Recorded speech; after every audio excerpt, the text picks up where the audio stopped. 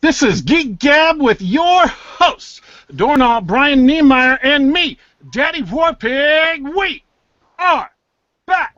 That's right, Geek Gab, once weekly geek talk with the biggest, the baddest, the best, most knowledgeable geeks in the entire galaxy. Welcome you back for another fast-paced, fun, and exciting edition of the show.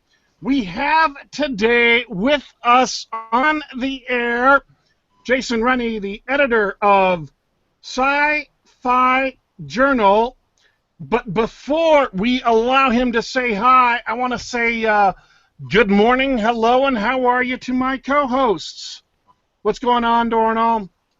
Hey, usual week in the life of a geek. Happy to be back at the Gab. How's everything going, Brian? He's gone? Did he drop out? Did he run away in fear? Well, I had something big happen this week, something exciting, something I was very happy about. I bought and read and finished the new Jim Butcher novel. We might have to do a show on it when the two of you get it done. It's awesome. It's great. It's incredible. It's the best novel he's ever written. It is a steampunk epic fantasy novel. If you can combine those two into one genre. So it's called The Aeronaut's Windlass. First of a trilogy, I think. So I would encourage the audience, if you like Jim Butcher, definitely give it a try. If you don't like Jim Butcher, this is a great place to start. Unfortunately, the sequel to it probably won't be out for a year or two, so what are you going to do? Oh, wow, that's kind of a long turnaround time. Oh, he's back! Oh, you thought I was gone? Yeah, Dorrinal said, so how was your week, Brian? And then we waited, and there was, like, nothing. Oh, no wait, answer. I did not hear that.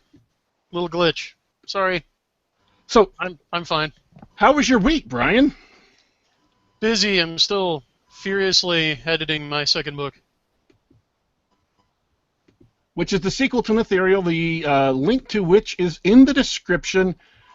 See, that's how classy Brian is. That's why you ought to buy his book, because he's so classy, he won't even pimp his book on the show he hosts.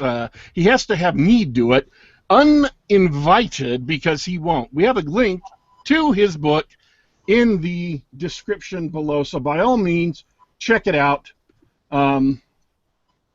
Because, hey, it has to be better than Red Shirts. It is magical space pirates in space hell. And thank you, Daddy Warpig, for sacrificing your dignity so I don't have to. Am I the only person who and this is shameful, you guys ought to be ashamed that I have to ask this question. Am I the only person who read The Aeronaut's Windlass? I'm cricket. Yes, so far. I did see it, I didn't want to read it. Okay, and It is on the shelf in the reading room, if you know what I mean. I do also want to say this, by the way. The unknown voice you heard, the Aussie voice you heard, is our guest, Jason Rennie, who was taking care of some stuff. I didn't know when he would be back, so we might as well give him a chance to say hi. Hello. Yes, hi, I'm Jason. I edit Sci-Fi Journal and run things over at Superversive SF, and thank you for having me on the show. More than happy to. We've wanted to have you on the show for a little while, but the show was off the air due to vast equipment failure. So this is the first time it's been available. How did you put it? I mean, if you think of the term technical difficulties and you made a list of what those might be, you would check all of them. All of them, every single one. Oh dear. Yeah, my mic shorted out. The USB plug to my mic shorted out. The headset plug shorted out. The browser, I actually had to delete and reinstall my browser and all the preferences. And if I remember right, I actually had to run some basic maintenance on my hard drive in between there just to get just to restore status quo from January. That's how bad everything got shot to pieces. So, yeah. Too bad. All right. Well, Jason, unlike these guys, I'm totally new to you and what you're about. So, can you tell me about yourself and what you're about? Well, where would you like to begin? Go on, ask a question. That's better. Okay. So, you run the site Superversive SF, and I think that's also your Twitter handle. So, what does that mean, and what's that about? Superversive SF. Well, Superversive Fiction was an idea birthed by Tom Simon, who you probably haven't heard of. He's an author and an essayist, and John C. Wright and his wife, L. Jaji Lamplighter, also were sort of running with the Superversive idea. And in a nutshell, Superversive Fiction is fiction that, well, it's the opposite of subversive fiction. It seeks to tell stories that ennoble human beings and build them up, to tell sort of heroic stories in the line of, well, something like Lord of the Rings and things like that, but, well, also in science fiction settings and the like. So Superversive SF was started to help promote this idea, and, yeah, we've got a bunch of writers, or a bunch of different people that contribute stories and essays and things to the site, and it's fun. Cool. And we do the odd round table on various topics. We did a couple of Sad Puppies Hugo ones when that was around, and well, because John won a whole lot of nominations, and a couple of the other people that participate in the site got nominations. Yeah, including me, got nominations and things. And we just did one last weekend on, is this a new golden age for writing with self-publishing and stuff. So yeah, that's what that is, and it's a bit of fun. Superversivesf.com. Yeah, if anyone out there or you guys are familiar with Sarah Hoyt's human wave movement, it is very much related to the Superversive. They have many traits in common and are allied. Yes. But Sarah's never been on the live streams, regardless of scurrilous rumors to the contrary. So anyway. No, not for want of trying. We're still trying to get That's her. true. And That's Brad, true. When he gets back from the Mideast. Yeah, when Brad gets undeployed. But if Sarah ever comes on, I don't know if she'll come on, because I really wanted to say moose and squirrel live on the air, if you ever heard her speak. She has a Portuguese accent, but it definitely sounds like Natasha from Rocky and Bullwinkle. It's a good accent. I like it. And the other thing I do is I edit Sci-Fi Journal, Phi with a PH, which is the journal of science fiction and philosophy.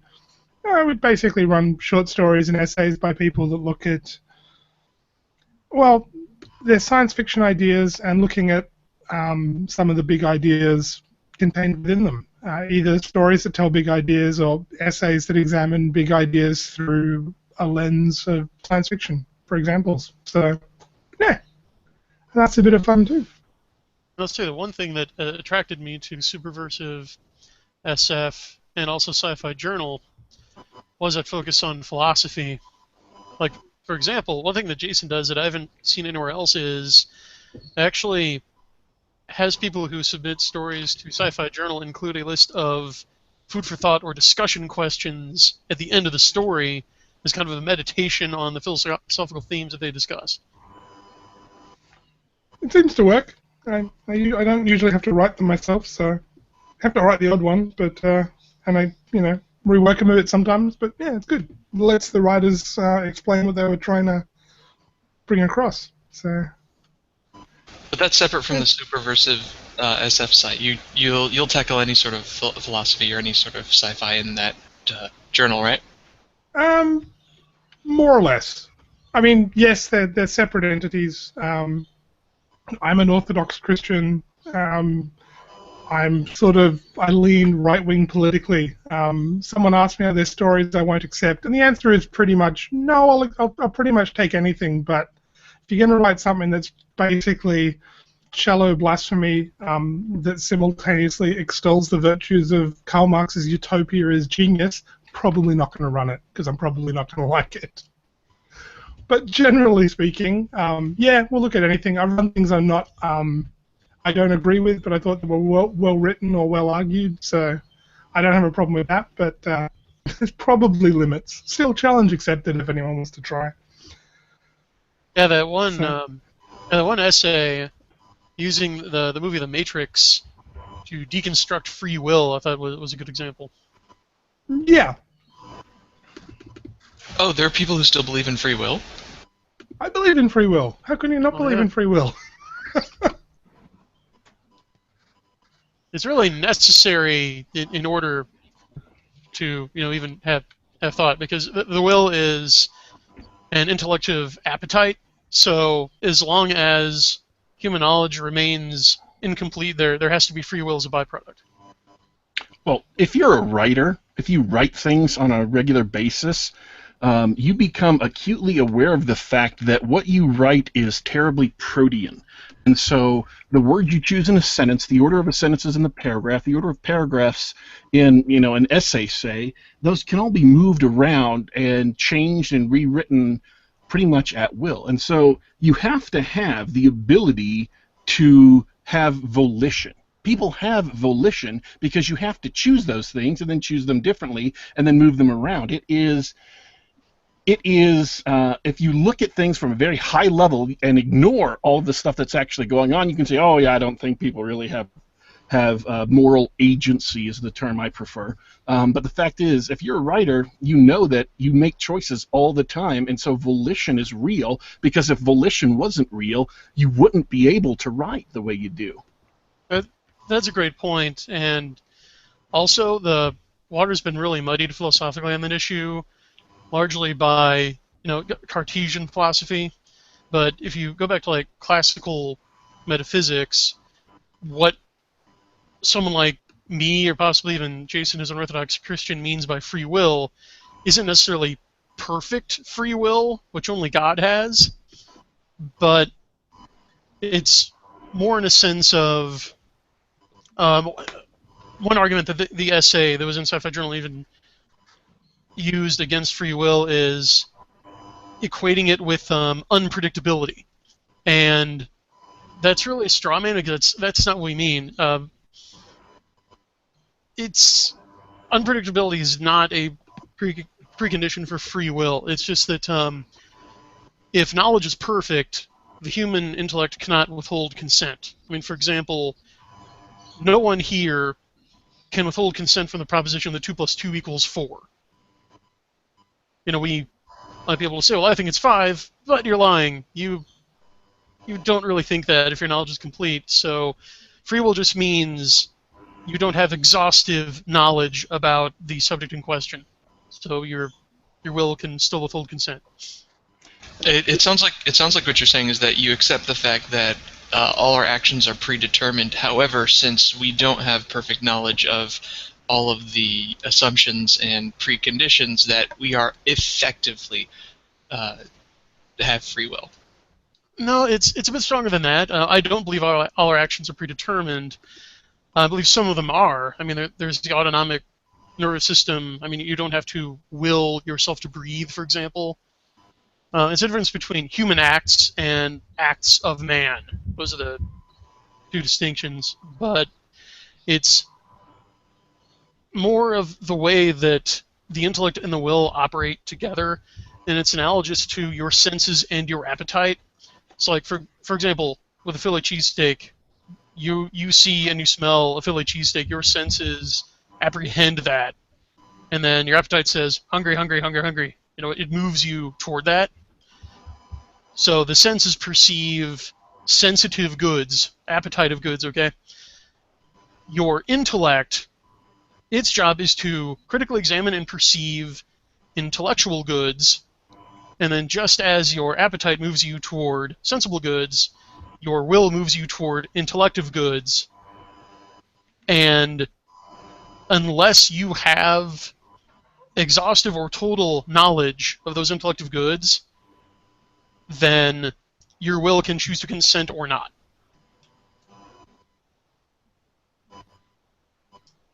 Yes, I see what you're saying there. But anyway, we've used up almost half the time here, so if anyone wants to hit me up for a longer conversation on this, I'm available on Twitter and Superversive and my own website. So, Okay. what was the Sorry, goal go on. behind founding Sci-Fi Journal? Beg your pardon. What was the goal behind founding Sci-Fi Journal? What was the good behind founding Sci-Fi Journal? And what was the goal? What were you trying to do? Yeah, no. The idea is, well, it originally started out, I used to host a podcast called The Sci-Fi Show that one day I'd like to get back to. I just got to find the time.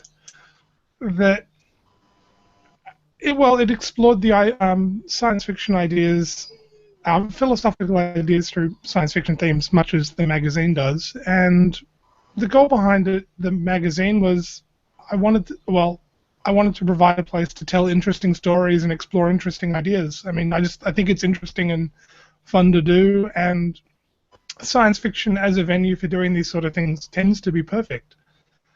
There's a long tradition in philosophy of thought experiments, or Duncan experiments, and you have something you're trying to understand, and you propose a thought experiment to explore the idea, and science fiction allows you to tell stories that are these sorts of thought experiments. So many of them are, and you can tell these stories, and you can suspend disbelief, so you can explore the idea in a way you just can't in regular storytelling.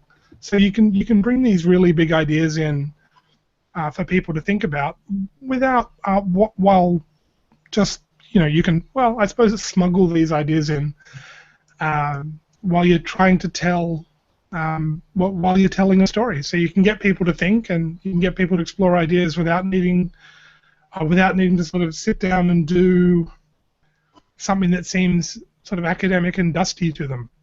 So I guess the way of making philosophy real for people, or if that makes sense.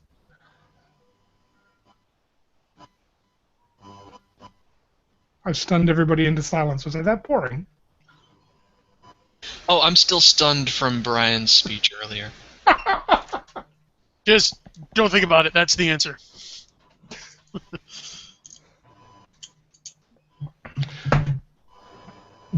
Why is it, and I wonder this because although you have published at least one sort of urban fantasy story by L. Jaggy Lamplighter, you do focus almost exclusively on science fiction. That was obviously a deliberate choice. Is that because the market already has a glut of fantasy, or was there something deeper behind that? It's probably shallower than that, actually. I like science fiction more than fantasy on average, and don't understand fantasy on average. Okay. So it's really just that I grew up reading science fiction. I never really got that into fantasy when I was growing up. So, and the criteria for publishing stories is I publish stories I like. Well, there are a few other criteria, but that's the big one. I like the story, and I don't always understand fantasy stories. So it's really as simple as that. They're just the stories I like. So like, in what way don't you understand it? I just never really connected with it. I mean, like, I can understand the idea, but I just never really connected with fantasy stories the way I did with science fiction when I was younger. I've tried reading Lord of the Rings. I had to read The Hobbit at school. I've tried some other fantasy series. What was it? Sort of. I can't even remember the name of it. It's not important. And they never really clicked for me. So, not the sort of stories I like. I guess is what it comes down to. Mind you, that being said, I really enjoyed Larry Correa's urban fantasy hard magic books. They're urban fantasy, aren't they? And Jim Butcher's. I was recently introduced to Jim Butcher's Harry Dresden stuff, which I quite enjoyed. So who knows? Maybe there's hope for me yet. I guess you just have to find a... I was going to say you have to find a really good writer to appreciate it, but I thought Tolkien was pretty good too. I saw the movies. I never got to the end of the books. I'm probably gonna get disowned by people now. No, I mean, if the fantasy doesn't really click for you, The Lord of the Rings is going to be a freaking slog. And honestly, Lord of the Rings is kind of a slog in different places too. It just is. I didn't like the Narnia books either. But I love C.S. Lewis's space trilogy, and everybody doesn't seem to like that, but loves Narnia. I don't know why. So there we go. Does anybody even know C.S. Lewis wrote a trilogy of science fiction books? Yes. I'm sure some people know, but you know. Philandria, Out of the Silent Planet, That Hideous Strength, When Worlds Collide. I've never read them, but I am aware of their existence. Oh, I loved them. I thought they were amazing. So. Actually, I just started rereading The White Mountains, which is the Tripods trilogy from adventure fiction from decades ago. Oh, yes. I grew up watching the TV show. I grew up, I suppose. So let me ask you a question. Sure. A lot of science fiction can have philosophical implications implicitly just because of the situations that they put things in. Like, let's just take Football. Written by Larry Niven and Jerry Pournelle. It's about a race of aliens who invade the Earth, and it's sort of looking at things from their point of view and their culture in addition to the humans who are resisting them. That has obvious philosophical implications. Niven and Pournelle are very thoughtful authors that they tend to think through everything, including the philosophical implications, before they write about them. If you look at something like their novel about an arcology, Oath of Fealty, that was very much a meditation on society in a traditional urban setup versus society in an always monitored, tightly close and massive world building. I mean, one building is your entire world because you don't ever have to leave that. Absolutely everything you need is in that one massive building. And so that's an example of science fiction that is deliberately philosophical in the sense that it's looking at society in two different situations and how it changes under different pressures. But a lot of other science fiction is just implicitly philosophical, not explicitly philosophical. Do you tend to prefer the explicitly philosophical over implicitly philosophical? When I'm reading science fiction? Yes. That's a hard question to answer. Sometimes. Sometimes things with interesting ideas in it. Well, I like reading stuff that has and watching stuff that has big ideas in it. So that works for me. That being said, I'm currently working through the audiobooks of the Horus Heresy trilogy from Warhammer 40k, of the series of books there, and they're pretty fluffy. So. But at the same time, most science fiction has big ideas in the background because science fiction, I guess, as fiction goes, tends to require a lot of world building, and so you've got to have philosophy is the love of wisdom, and you've got to have some background universe there, and that universe has got to have laws and rules and ideas that govern it. So. Even the fluffiest science fiction tends to have these big ideas tucked away in the background somewhere. So I like them all, and in that regard. Well, it would be remiss not to bring up the looming specter of message fic. So, Jason. Yeah, it's not the same thing, I don't think. Yeah, that's what I was going to ask. Please go on. So, and I agree. I mean, I'm just trying to think. Like, message fiction tends, I guess. Let me back up one step. Sure. I suppose, in one sense, it is all fiction is message fiction because all fiction has ideas in the background and is explicitly or implicitly trying to communicate an idea. But I guess when people say message fiction and things they don't like, they often mean things that have sacrificed. Well, they've sacrificed storytelling to the message, and so the message ends up being really heavy-handed. That being said, I like Heinlein, and a lot of what he wrote is sort of quite explicitly message fiction. So the difference between message fiction and just fiction that explores powerful themes is that in message fiction the author has one answer and it's their goal to hammer that answer home, and that's the difficulty. Is if you're dealing with powerful themes, let's say the theme of patriotism, you could write a novel about a person who's a patriot who fights for his country or his nation when they're quite clearly not worthy of his devotion, but he does it anyway out of love for his nation.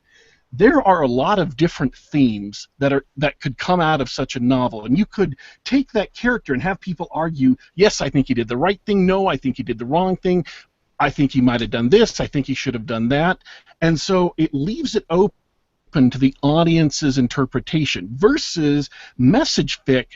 Their goal is to pound home one specific answer, usually an ideological answer, and usually a political answer about a specific policy prescription, which not only narrows the subject of the book or movie or story, but it also restricts you to trying to make sure that absolutely everything in there pounds it home so the audience doesn't miss that you think that whatever is good or whatever is bad. You think that gun control is good or bad. You think that abortion is good or bad. Or you think that, the unlimited democracy is good or bad. And so that's where message fiction gets boring and preachy, is because they have only one answer, because they want everyone to get to that answer, they cannot leave it open to the audience to experience the novel and develop their own reactions or opinions to it. Yeah, in the chat. And the Wolfman in the chat calls message fic small idea sci-fi. Yeah. That's a good way to put it, probably. Especially in light of what Daddy Warpig said. Okay. Sorry? Yeah, that's actually a small idea science fiction. That's probably not a bad way to do it. All right, we've got about 4 minutes left. Okay, I will just shush my dog then. Hang on, puppy. So. Oh, she's not going to go away. Do you have anything? Obviously, you need to go. Do you have anything else to say before you take off? Yeah, sorry about that. She's decided it's time for something. Thank you for having me on. I appreciate the opportunity, and yeah, check out Sci-Fi Journal, Fi with a PH, and yeah, maybe we can do this again sometime. I better go. Thank you again for having me. Thanks for coming on, Jason. Sorry about that. Thanks for having me. Wait. By the way, folks, just I don't know.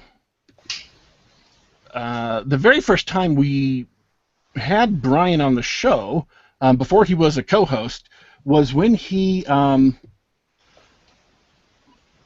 because he had actually published a story in Sci-Fi Journal. So, Yes. Was that your first publication? No, it was not. It was my first publication at a pro rate, though. Okay. Before that, it had been either non-paying or token. But I believe it was my third or fourth published short story. And I've got another one coming up. I think it was issue 7 or 8 of Sci-Fi Journal just came out. I submitted another story a while ago that Jason has slated for issue 10, so keep your eye out for it. All right. Well, do you have anything else to say before we take off? Yes, it's going to be one of those MILF sci-fi stories that Dorrinal loves so well. Fantastic. I'm looking forward to it. I might actually pick up this journal. Yay! May not contain actual MILFs. Anyway. Oh. Coincidentally, if you are interested in Sci-Fi Journal, I have a link to their site in the liner notes below. I also have a link to their subscription page. They're working through Patreon right now. If you sign up to support their Patreon at like $2.99 or more a month, or issue, every time they issue an issue, you pay your $2.99 automatically, and you get the Sci-Fi Journal delivered to you in EPUB and Mobi format in email. So if you want to subscribe to it, there are also more expensive options for print options, more expensive options for delivery through the Kindle. It's all available on the Patreon. And this is not hipster welfare. This is just an easy way to set up an actual subscription option where you only pay money when a new issue comes out, and you get your new issue. You actually get what you're paying for. And the link to that, again, subscription to Sci-Fi Journal, is in the description below the video. And I can vouch for Jason not being a hipster slacker. He has a full day job in IT in addition to editing his own sci-fi magazine. So, yeah, give the guy a hand. He's doing good work. All right, Dorrinal, do you have anything else to say before we take off? I'm good for this week. It's been a fun gab as usual. All right, well, thanks for giving us a listen, folks. Thanks for tuning in. Hope you enjoyed the show. Once again, in about a week or so, we will have another issue of Geek Gab with Dorrinal, Brian Niemeier, and me, Daddy Warpig. We will be back.